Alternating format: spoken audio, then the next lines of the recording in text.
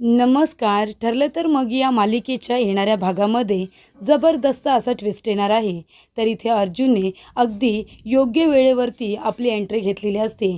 ज्या वेळेला महिपत आपल्या माणसांना आश्रम पाडायला सांगत असतो, त्या लास्ट मोमेंटला अर्जुन तिथे स्टे ऑर्डर घेऊन पोहोचलेला असतो आणि त्यामुळे इथे मधुभाऊंचं स्वप्न, त्याचबरोबर सायलीची इच्छा पूर्ण झालेली असते.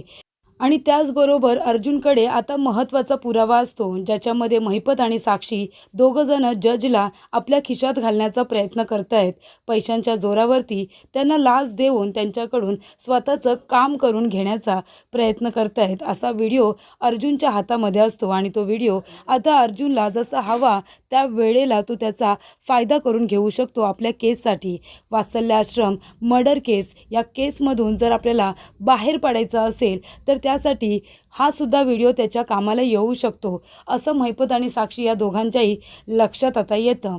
त्यामुळे इथे महिपत खूपच जास्त चवताळलेला असतो आणि त्याच्यामध्ये प्रिया आणि नागराज जेव्हा दोघंजणं तिथे जातात तेव्हा प्रिया वाटेल तसं महिपतला बोलते, त्याला बडबड करते आणि त्यामुळे इथे महिपत चिडून प्रियाच्या थोबाडीत देतो. प्रियाच्या थोबाडीत दिल्यानंतर इथे साक्षीसुद्धा प्रियाला आता चांगली खडसावते आणि म्हणते, प्रिया बोलताना जरा शब्द जपून बोलत जा.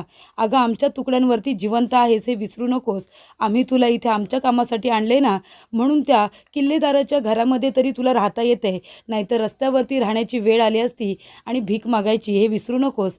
तेव्हा इथे प्रियाचा आता जबरदस्त महिपत, साक्षी आणि नागराज तिघांनी मिळून अपमान केलेला असतो आणि आता प्रिया खूप जास्त चवताळलेली असते. इथे तिचं थोबाडच फोडलेलं असतं आणि अपमान केल्यामुळे आता प्रियाला काही करून त्यांच्याकडून बदला घ्यायचा असतो. प्रियाला कळलेलं असतं की अर्जुन आता साक्षी आणि महिपत दोघांना सोडणार नाही. दोघांच्या विरोधामध्ये एक खूप मोठा पुरावा तर त्यांच्या हाती आहे, म्हणजे तो कोर्टामध्ये हे सिद्ध करू शकतो की पैसे देऊन हे लोक पुरावे विकत घेतात आणि इथे माणसांना त्यांचं स्टेटमेंट बदलायला लावतात, त्यांना धमकी देऊन. त्यामुळे आता अर्जुन काही करून मधुभाऊंना इनोसंट प्रूफ करेल आणि जेलमधून निर्दोष सिद्ध करून बाहेर काढेल. पण मग आमचं काय? त्याच्यामुळे इथे साक्षीने धमकी दिलेली असते, महिपतने थोबाड फोडलेलं असतं. त्यामुळे प्रिया आता एक प्लॅन तयार करते. ती म्हणते की हे लोक मला अडकवण्याच्या आधीच मी यांचं सत्य आता अर्जुनला सांगते आणि ती अर्जुनला भेटून आता खूप मोठ्या सत्याचा त्याच्यासमोर उलगडा करते आणि ते सत्य म्हणजे विलासचा खून हा मधुभाऊंनी नाही तर साक्षी शिखरे हिनेच केलेला आहे. आणि त्यावेळेला मी तिथे होते, मी तिला खून करताना बघितलं, पण त्यावेळेला मला तिची मदत करावीशी वाटली, कारण तिने मला धमकी दिली होती, म्हणून त्यावेळेला मला खोटी साक्ष द्यावी लागली, म्हणजे माझ्या बचावासाठी. तेव्हा इथे आता प्रियाने स्वतःची बाजू सावरत साक्षीचं आणि महिपतचं सत्य अर्जुनला सांगितलेलं असतं आणि त्यामुळे इथे अर्जुन आता कोर्टामध्ये याचा वापर करून साक्षीला खडी फोडायला पाठवतो, महिपतला सुद्धा अरेस्ट करवतो आणि त्याचबरोबर इथे आता मधुभाऊ निर्दोष सिद्ध झालेले असतात आणि त्यांचा आश्रमसुद्धा ताब्यामध्ये आलेलं असतं. तर इथे प्रिया आपलं स्टेटमेंट कसं काय अर्जुनला सांगते आणि प्रिया महिपत साक्षीचा बदला कशा पद्धतीने घेते आणि अर्जुन साक्षीला कशा पद्धतीने कोर्टामध्ये एक्सपोज करतो, आजच्या भागामध्ये सविस्तरपणे आपण बघूया. तर इथे आता महिपत पूर्णपणे तुटलेला असतो, कारण वात्सल्य आश्रमाची जागा त्याच्या हातातून कायमची निघून गेलेली असते. जजला खिशामध्ये घालून आमदाराचा वशेला घेऊन त्याला ती जागा मिळवायची असते आणि त्या जागेवरती त्याला 7 स्टार रिसॉर्ट बांधायचं असतं. पण आता इथे अर्जुनने त्या वात्सल्य आश्रमावरती पुन्हा एकदा स्टे लागू केलेला असतो आणि त्यामुळे साक्षीचं आणि महिपतचं स्वप्न अर्धवट राहिलेलं असतं. तर इथे महिपत घरी गेल्यानंतर साक्षी आणि महिपत दोघंजणं आता खूपच जास्त टेन्शनमध्ये असतात. महिपत दारू पित असतो आणि इथे नागराज आणि प्रिया दोघंजणं सेलिब्रेशनसाठी गेलेले असतात. प्रियाला कळलेलं असतं की महिपत आणि साक्षी दोघंजणं आश्रम पाडायला गेलेत, पण पुढे जाऊन अर्जुनने तो आश्रम पुन्हा वाचवला आहे हे प्रियाला माहिती नसतं आणि दोघेही आता सेलिब्रेशनसाठी महिपतच्या घरी जातात. तर तिथे महिपत दारू पित बसलेला असतो, अवस्था खूपच जास्त वाईट असते. तेव्हा इथे नागराज म्हणतो, काय रे महिपत, काय झालं? सेलिब्रेशनला तू एकट्याने सुरुवातसुद्धा केलीस का? अरे, आमची वाट तरी बघायची ना. बरं झालं तो आश्रम एकदाचा पडला. तर इथे प्रिया आता खूपच जास्त आनंदित असते, कारण तिला वाटत असतं की आश्रम पडलेला आहे. पण इथे महिपत म्हणतो की कसलंही सेलिब्रेशन होऊ शकत नाही, कारण त्या अर्जुनने येऊन सगळी वाट लावली. आमचा प्लॅन त्याने फ्लॉप केला. वात्सल्य आश्रम त्याने पुन्हा एकदा वाचवलं आणि त्याच्यावरती स्टेसुद्धा लागू केला. तेव्हा इथे प्रियाला आणि नागराजला खूप मोठा धक्का बसतो. तेव्हा नागराज म्हणतो, अरे असं कसं झालं? जजने तर तुझ्या बाजूने निकाल दिला होता ना, ती जागा तुला पाडायला सांगितली होती. तेव्हा महिपत म्हणतो, पण त्या अर्जुनने माझा आणि जजचा जो बोलतानाचा व्हिडिओ होता तो त्याने बार काउन्सिलमध्ये दाखवत पुन्हा एकदा त्या जजला सुद्धा निलंबित केले आणि वात्सल्य आश्रमावरती स्टेसुद्धा लागू केला. तेव्हा इथे प्रिया खूपच जास्त चिडते. ती म्हणते, काय म्हणजे आता जज साहेबांची सनदसुद्धा गेली, ते तुमची मदत करू शकणार नाही आहेत आणि आता वात्सल्य आश्रम कुठे पडला असतं म्हणजे एकदाचा तो वात्सल्य आश्रम मर्डर केस तरी बंद झाली असती. विलासचा खून कुणी केला ही केस तरी बंद झाली असती ना. पण आता ते आश्रम पण उभा आहे आणि त्याचबरोबर जज साहेबसुद्धा निलंबित झाले. तुमची मदत करणार कोण हो? एका वेळेला दोन्ही बाजूला कानफडीत खायला तुम्हाला सांगितलं होतं कुणी? 2 वेळा माती खाल्ले तुम्ही, कळतंय का? एकतर आश्रम पुन्हा तिथेच उभा आहे आणि जज साहेब निलंबित झाले. तेव्हा इथे महिपतला खूप राग येतो, कारण प्रिया म्हणते तुम्ही एका वेळी दोनदा थोबाडीत खाल्ली आणि मातीसुद्धा खाल्ली असं म्हणते. तेव्हा महिपत जातो आणि प्रियाच्या जोरदार कानाखाली देतो. तेव्हा इथे प्रियाला खूपच जास्त राग येतो. ती काही बोलायला जाणार तेवढ्यातच इथे साक्षी आणि महिपत दोघेही बोलतात, आता जर तोंडातून एक शब्द जरी काढलास ना तरीसुद्धा इकडचं थोबाड तिकडे करू आणि हातसुद्धा तुझे तोडून मोडून टाकू. तेव्हा इथे प्रियाला आता चांगली धमकी देण्यात आलेली असते. साक्षी म्हणते की प्रिया, जास्त माझ्या अण्णांसमोर बोलायचं नाही. तू कोण आहेस गं? तुला आमच्या कामासाठी आम्ही इथे आणले, कळलं ना? त्या अर्जुनच्या मागे पुढे करतेस तू पैशांसाठी आणि त्या किल्लेदाराच्या इथे फुकटची राहतेस. त्या किल्लेदाराची खरी मुलगी सायली आहे ना, 1 मिनिटसुद्धा लागणार नाही आम्हाला सांगायला, पण आम्ही हे सांगत नाही, नाहीतर त्या घरामध्ये राहणं तुझं मुश्किल होईल, कळतंय का तुला? तेव्हा इथे प्रियाला आता चांगलेच खडे बोल हे साक्षीने सुद्धा सुनावलेले असतात. त्याच्यामुळे तिघांनी मिळून प्रियाचा चांगलाच अपमान केलेला असतो. मग आता प्रिया खूपच जास्त चिडते आणि तिला काही करून साक्षी आणि महिपत यांच्याकडून बदला घ्यायचा असतो. कारण साक्षी म्हणते, जर आम्ही दोघंजणं डुबलो ना तर तुलासुद्धा डुबू, तुला सोडणार नाही आम्ही, तुझं सत्य सांगू आणि मग तू रस्त्यावरती येशील आणि जेलमध्ये सुद्धा आमच्याबरोबर खडी फोडायला येशील. कारण का, एका नावाजलेल्या वकिलाला फसवून त्याच्या घरामध्ये राहत होतीस म्हणून, आणि ते सुद्धा तुला माहिती आहे की त्यांची खरी मुलगी सायली आहे. तिचे सगळे पुरावे चोरून आणलेस आणि ते तुझे पुरावे म्हणून त्या किल्लेदाराला दाखवलेस, ते आम्हाला काही माहिती नाही आहे का? तेव्हा जास्त तोंड वर करून आमच्याशी बोलायचं नाही. तेव्हा इथे प्रियाला आता चांगलं सुनावल्यामुळे प्रिया खूप चिडते आणि घरी जाते आणि मग तिला आता काही करून साक्षी आणि महिपतकडून बदला घ्यायचा असतो. तेव्हा ती म्हणते की अर्जुनला आता तो व्हिडिओ दाखवते. तो व्हिडिओ दाखवला ना की सगळं काही त्याच्या लक्षात येईल.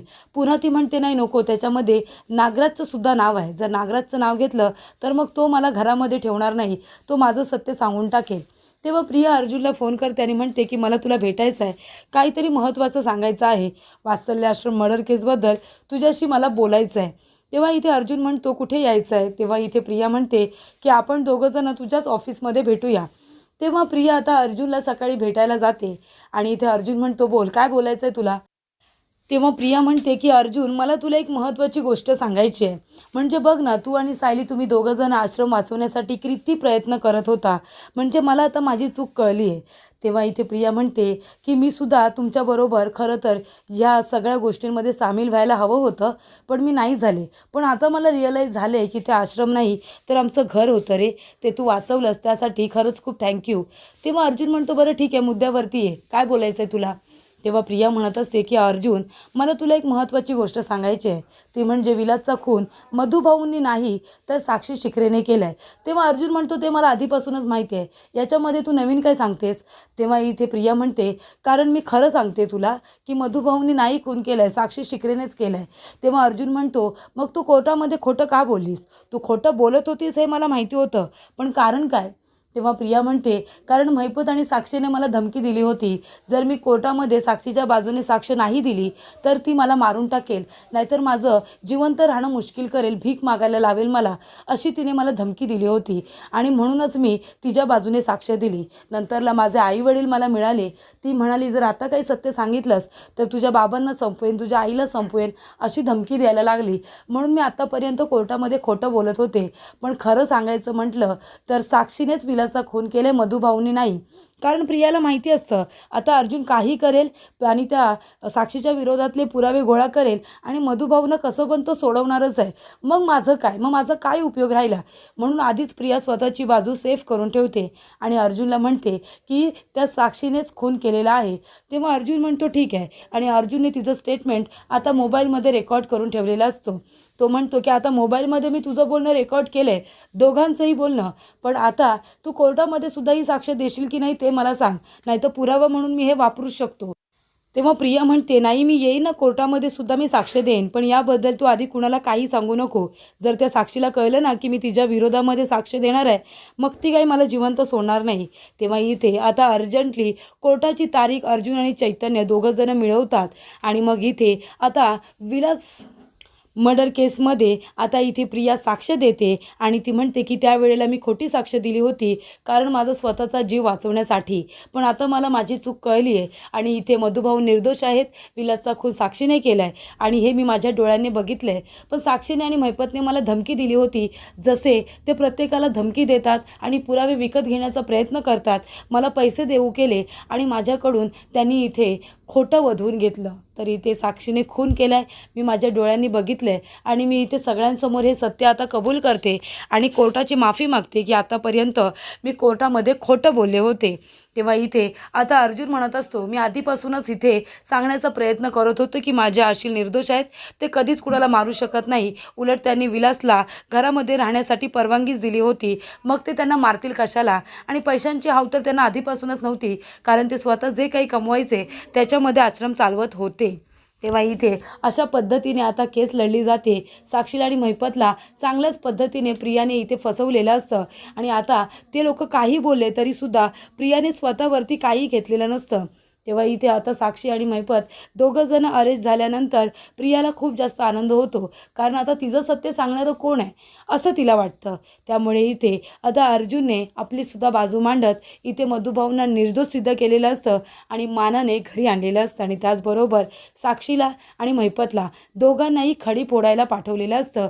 तर इथे प्रियाने स्वतःच्या बचावासाठी का होईना पण खोटी साक्ष दिलेली असते, त्यामुळे तिला 10,000 रुपये दंड हा आता कोर्टाने सांगितलेला असतो आणि त्यामुळे तिला ते 10,000 रुपये आता दंड म्हणून कोर्टामध्ये द्यावे लागतात. पण इथे आनंदाची गोष्ट म्हणजे एक ठरलेली असते, ती म्हणजे मधुभाऊ सुटलेले असतात, आश्रमसुद्धा वाचलेलं असतं आणि साक्षी महिपतला यांच्या गुन्ह्याची शिक्षा मिळालेली असते. त्यामुळे इथे आता वात्सल्य आश्रमामध्ये आनंदाचं वातावरण निर्माण झालेलं असतं.